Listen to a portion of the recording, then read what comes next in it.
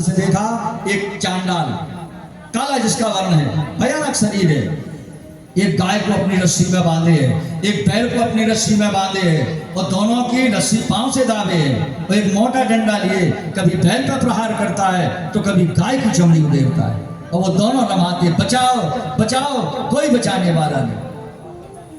जहां परीक्षित की दृष्टि पड़ी, कांप गए।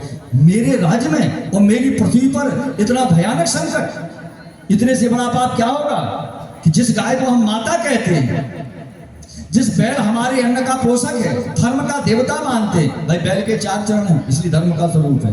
भैया श्रोताओ, जो लोग जानते हैं धर्म के कितने चरण हैं, कोई बताएगा? 4, सत्य, तप, शौच और दया। इन 4 चरणों से धर्म की रचना है। कोई आपसे पूछे धर्म के क्या पांव हैं, फटाक से बोल दो आप, 4 चरण हैं धर्म के महाराज।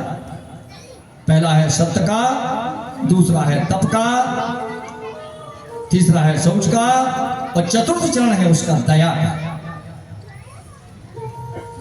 लेकिन आज जानते हो कलयुग में लंगड़ा है धर्म, 3 पैर। आज जो आप कथा सुन रहे भाग में, यहां टूट रहे हैं, उसके 3 पैर द्वापर में टूट चुके थे, केवल दया का बचा है। जो कथाएं भागवत राम कथाएं आप सुनते सत्संग, 1 पैर से चल रहा है धर्म कलयुग में, केवल लंगड़ा है। 3 द्वापर में टूट रहे हैं। कैसे? महाराज ने कहा वो चांडाल ठहर जा, मैं परीक्षित, मेरे राज्य में इतना धर्म, जो हमारे ग्रंथ कहते हैं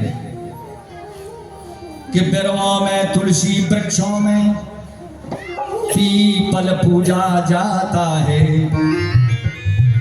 और नदियों में गंगा, पशुओं में पूजनीय गौ माता।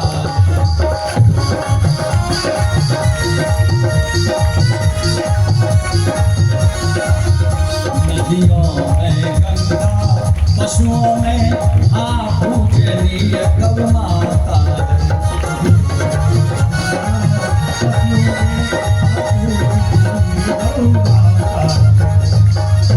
चार ध्यान दे ले आप, 4 अपने धर्म में बड़े पवित्र हैं भैया। माता आप भी ध्यान से सुनो। कौन कौन? बिरवा में तुलसी, बिरवा उस वृक्ष को कहते हैं, उस पौधे को कहते हैं जो हमारे तुम्हारे आकार से छोटा है। तो संसार में जितने बिरवा हैं उनमें तुलसी का बिरवा प्रत्येक घर में होना चाहिए।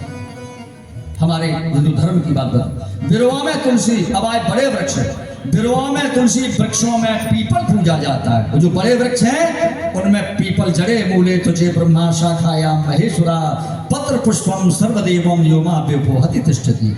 पीपल पूजनीय। जिस घर में रोज तुलसी को जल मिल रहा हो, जिस घर में 1 लोटा जल पीपल को पहुंच जाए माता बहनों, या पीपल को दीप दान कर रहे हैं, काय का शनिचर, काय का राहु, काय का केतु, चिंता न करो।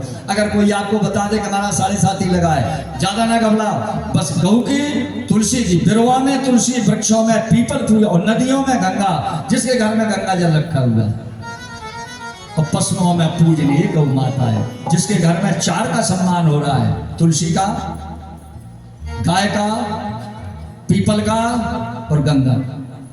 मैं कहता हूं उस घर में बाधाएं तो आ ही नहीं सकती ना, आती कभी नहीं आएंगे। और बताइए क्षत्रिय राजा परीक्षित के सामने नेत्रों के वो एक दुष्ट, बताओ गाय को और बैल को, जो 4 सत्य तप शौच दया वाला धर्म है, महाराज ने धनुष पर बाण चला, ठहर जा नीच, आज तू पात की बचेगा नहीं, उतर पड़ेगा। लेकिन महाराज ने कहा मैं राजा हूं, राजा का धर्म होता है किसी को दंड देने के पहले न्याय उचित बात सुनना जरूरी है। तो गाय को प्रणाम किया, बैल को प्रणाम किया और कहा हे देव, ये बताओ तुमने इस चांडाल का कौन सा ऐसा अपराध किया है कि जिस अपराध के कारण ये तुम्हें सता रहा है।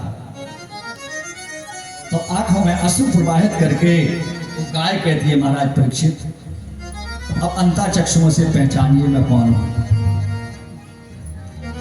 गाय रूप देखा मेरा पर सत्य तुम्हें बतलाती हूँ।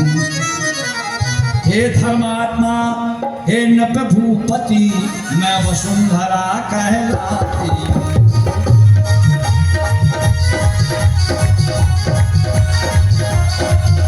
हे धर्म धुरंधर नभ भूषण, मैं वसुंधरा कहलाती हूँ।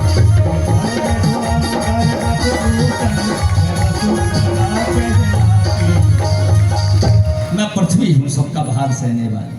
और महाराज ये बैल नहीं है, 4 चरणों वाला धर्म है बैल के स्वरूप में। तो ये दुष्ट, और ये जो हमें चंडाल नहीं है महाराज, ये है कलिकाल, क्योंकि द्वापर का अंत है। ये कलिकाल है चंडाल के रूप में महाराज। तो ये अपना आधिपत्य जमाने के लिए मुझको, पृथ्वी को और धर्म को, महाराज आप अच्छे आ गए, इसलिए 3 पांव धर्म के तोड़ दिए स्तंभ। सत्य को तोड़ दिया, तप को तोड़ दिया और शौच को तोड़ दिया।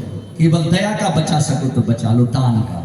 ये इसलिए कलयुग में एन केन आने विधि दान करे कल्याण। एक ही पैर से चल रहा है धर्म भैया।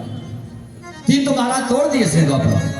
परीक्षित बोले घबराओ मत, अब मेरी जिम्मेदारी। महाराज ने बाण चढ़ाया धर्म का, एक कलिकाल मैं सदैव को तुझे नष्ट करता हूँ। कलिकाल ने सोचा इसके धर्मात्मा राजा है और धर्म का चला बाण निष्फल नहीं, मैं सदैव 3 ही लोग रह जाएंगे फिर तो।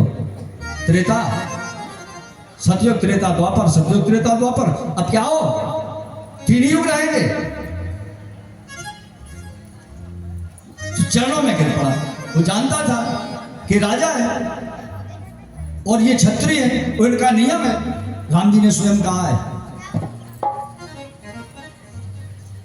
कि जो सभी आवा शरणाई और रखियां होता है प्राण की नाई।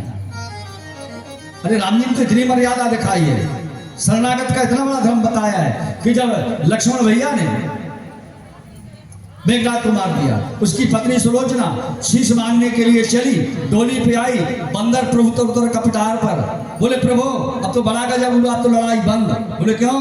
बोले मेघनाथ को लक्ष्मण भैया ने मार दिया, सो इतना घबरा गया है पापी रावण कि हम लगता डोली में बिठा के जानकी जी को वापस ला रहा है। अब काय की लड़ाई हो, तो बड़ी अच्छी बात है। तो राम जी बोले आता है तो आ जाओ, तो और खुशी की बात है, क्यों खून खराब हो। सुग्रीव बगल में बैठे थे, बोले प्रभु आप तो बिना सोचे समझे कह देते हो, आपने तो ऐसे कह दिया आता है तो। राम जी बोले सही है। बोले काय का सही?